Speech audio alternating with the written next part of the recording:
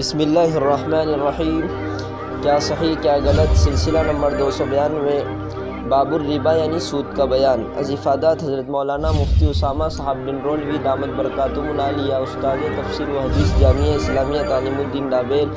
آواز و پیشکش محمد شہزاد اورنگ آبادی۔ مسئلہ نمبر 874، غلط مسئلہ، ATM کارڈ اور ڈیبٹ کارڈ کا استعمال جائز نہیں۔ صحیح مسئلہ،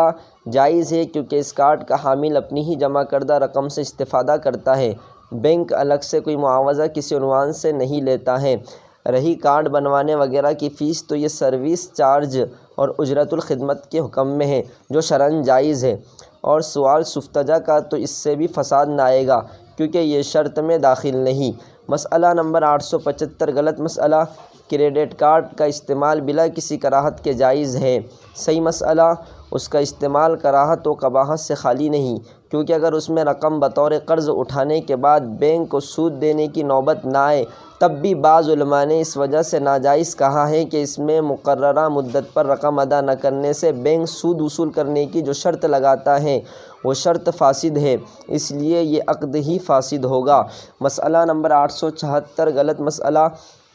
سرکار سے سبسڈی لینا کسی حال میں جائز نہیں کہ اس میں سود دینا پڑتا ہے۔ صحیح مسئلہ، اس میں یہ تفصیل ہے کہ اگر مثلاً اسکیم کے تحت سرکار سے 2 لاکھ کا قرض لیا ہے اور اس میں سے سرکار نے 50,000 کی سبسڈی دی، یعنی 50,000 بطور امداد معاف کیے اور باقی رقم قسط وار سود کے ساتھ وصول کی، تو باقی رقم کی ادائیگی میں سرکار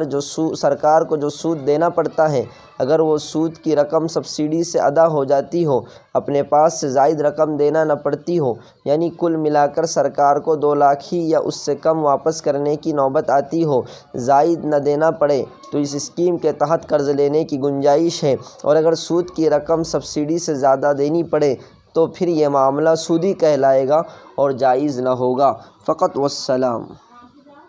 ایک چھوٹا سا پودا تھا تو جامعہ،